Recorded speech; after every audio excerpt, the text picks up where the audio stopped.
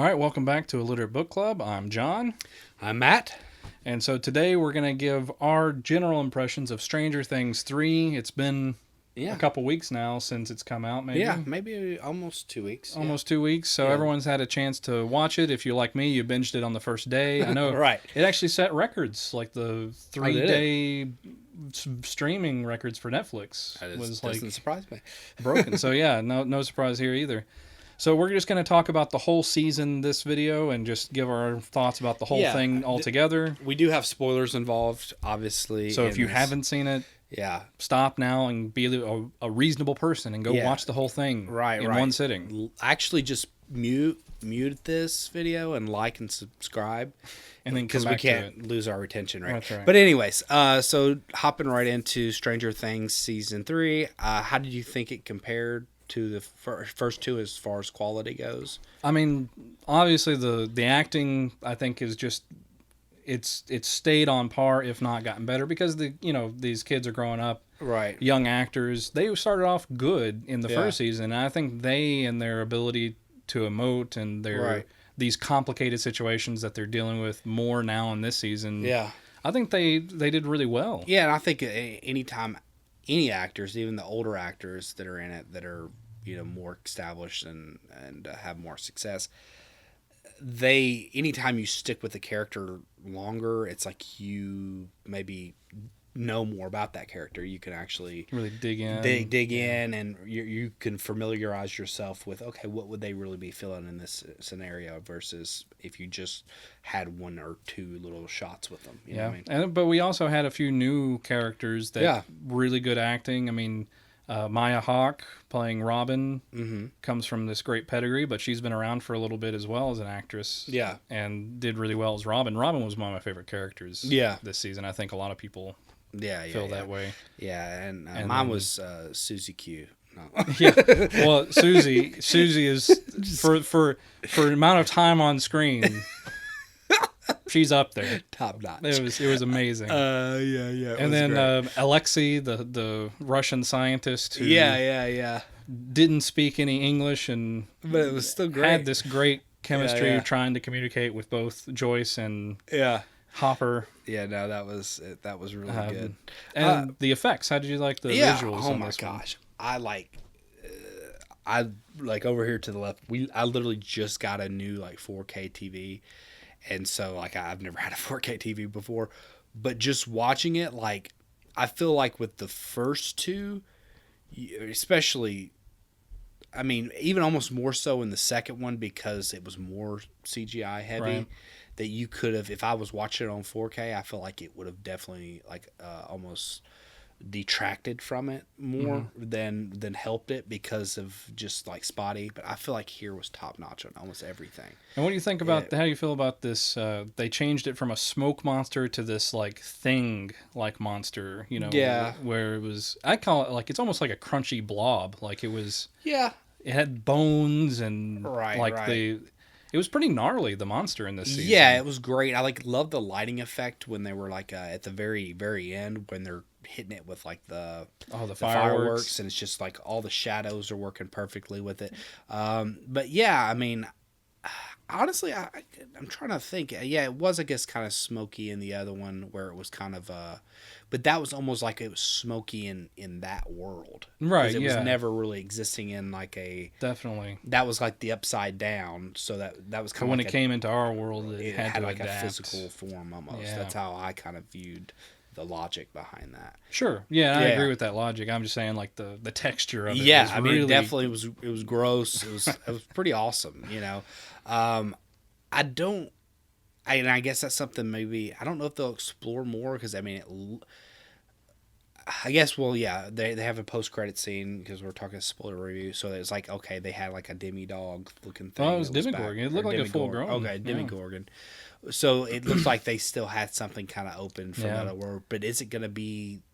It's kind of been it's been the hive mentality that they didn't really... The flare or whatever it was... kind of controlled everything to a certain degree. So that's a question I think I had about it was, where did this Demogorgon come from? Because it didn't seem to be controlled. If it was if it was controlled by the Mind Flayer, wouldn't it have died like in the second season? Right, all the demi-dogs died. Well, that was kind of the idea. Did they open up another rift? Maybe it's still open somehow. Right. Or I don't know. Yeah. Or how did that exactly? Where did he come from? I guess where did the Demogorgon come from? Where did he go? Where did he come from? Okay. Anyways, that to me that was kind of a little bit of a confusion. That honestly, the very end with the Demogorgon, like that was the only CG effect that I felt like it was a little bit. Yeah, I think that one was obvious too because the first season's Demogorgon was practical with CGI sort of blended into it. Right. And so that makes a big difference. It's sort of like, the first Jurassic Park still holds up because it was practical mixed with CG. Yeah, that's true. And it does, you can tell, I think. I mean, even with the best CG for those of us who have now grown up with the CGI technology. We'll see when Lion King comes out. Well, sorry. They talk. Anyway, so the practical effects, all right. So let's get into story. What do you think about the plot of season 3? How does it compare? Do you think was it? I don't know if it's just because I've come to love these characters more and more, like over the time. I definitely would put this above season 2 for me, just by the sheer, like, and I don't know if it's because of the wait and, that we had like a little bit of extra anticipation and build up. It just seemed like I was so enjoying being back with these characters, and I love the combinations that they put together. I think we're going to do extra videos just like diving deeper into those individual, plot lines, but yeah, I mean, I love like the different interactions, the new characters that they brought into it, the different scenarios that they were put in, like the Russian scenario, them like dealing with Russian spies, and you had the love trouble going over here, and there's just like a lot of different plot lines that were going on at once. I just thought they mixed them excellent, and I think they doubled down, like having Dustin with Steve again, like, because they saw how the response was with that and the chemistry together. So it's like, okay, we're putting him over here now. You know what I mean? Well, and I think it also was natural to the dynamic of the group because, I mean, like the second season, even though they were all more or less there, you still had, for the majority of the season, 11 was off on her own. Right. And so, and Max was the brand new kid to the club, and so now you've had everyone is there. This is the first season where no one's missing, at least not in the sense that they were in the first and second seasons, where now everyone's together, but these dynamics are pulling them in different directions. And so, like, Dustin has no real reason to hang around because Mike and Lucas the entire time are bemoaning their women problems, and then Will is sort of the third wheel in that. But I think we've talked about before and was really great was 11 and Max. Having this great friendship develop. Which, because, you don't know how that's going to go, because at the very end, they're kind of very standoffish and everything. It was cool to see her, like, have, a good friend that was a girlfriend. You know what I mean? Like, that was there to kind of like, because Elle, we know the backstory of Elle, and that she's kind of basically been like grown up as a lab experiment almost.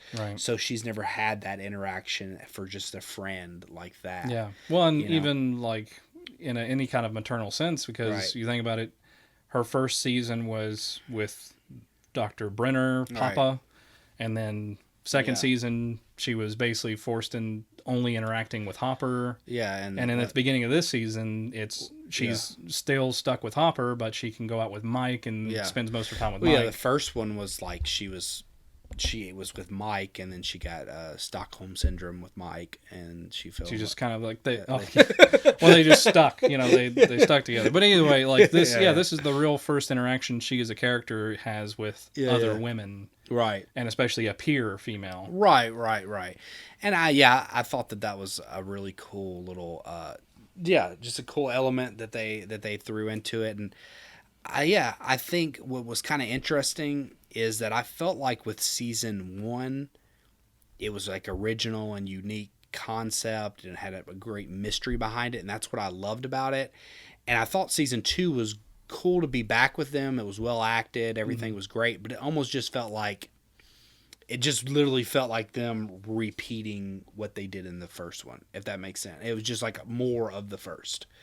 And I feel like with this one, even though they kind of stuck with Flair and the same like monster, they had that mixed with the whole Russian side plot. Right. And, they had another side plot with Hopper and Joyce.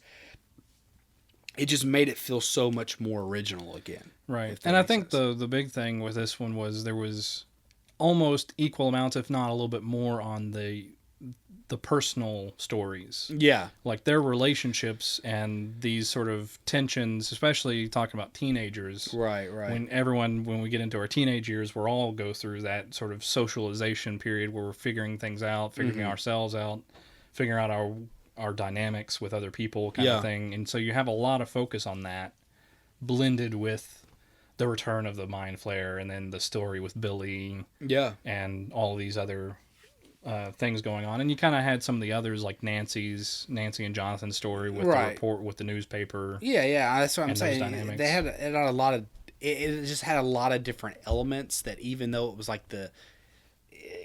the same car to a certain extent, it was like a very big redesign. You know what I mean? Like it was like, this felt like a redesign of the same car versus season 2 to me just felt like, like they changed the headlights and added 10 a little bit of an update. Right. I mean, it just felt still, like to be fair, out of season 2 gave us Dustin and Steve together. Right. No, I'm not saying there wasn't great elements and that I didn't enjoy it, but it's like, I loved this car before, so I love this car now. Where this felt like, oh wow, this is a redesign of this entire, they've really mixed it up here. It's a new thing. If that Fair makes enough. sense. Okay, so let's do a couple things. First, let's go back since we did do a precursor to season 3 coming out. Oh yeah. So let's go back and kind of try to remember some of the things we thought would happen. It completely and did not. Off. We were so off. We thought it was going to go more into the supernatural elements with Elle and maybe finding other characters, introducing more. Yeah. We thought that Papa was going to play a Brenner, role, and he still could come back. Yeah, he could still come in, and they could still do some of the other stuff with the other. But I don't know. This season was right. I don't know if because there was a slight, maybe a little bit of a kickback from that episode where she ran off by herself. That seemed kind of like out of nowhere, like that they were just setting up stuff for the front. Like I don't know if maybe they kind of started to abandon that a little bit because of that. Or maybe they're just holding it for season 4. We don't really know. Right. But yeah, it was completely different than what I thought it was going to be when it came to that. So, what can you remember any of the other ones that we kind of went over or no? Yeah, that was the main one. Was that and maybe having. I don't think we expected to see the Upside Down this season. Like I didn't expect to see the Upside Down this season either. Even though they didn't go into the Upside Down, you still had the creature, the Mind Flayers. Exactly, he was more remnants here. And see, that's something that kind of to what you were saying. Like I thought if we went back into the Upside Down, that it was going to be stale. You know what I mean? And I feel like I was surprised at how fresh this felt, even though it was the same type of villain. So yeah, I guess that's wrapping it up. Absolutely 2 thumbs up. Really enjoyed it. Yeah, we're gonna do some more in-depth videos. Along with we'll have to do a video trying to just figure out what we think is going to come in the future. Right, absolutely. So be sure to like and subscribe, and we appreciate all the support we've been getting. Let us know what you thought of the season in the comments below. Yeah, and we'll see you later.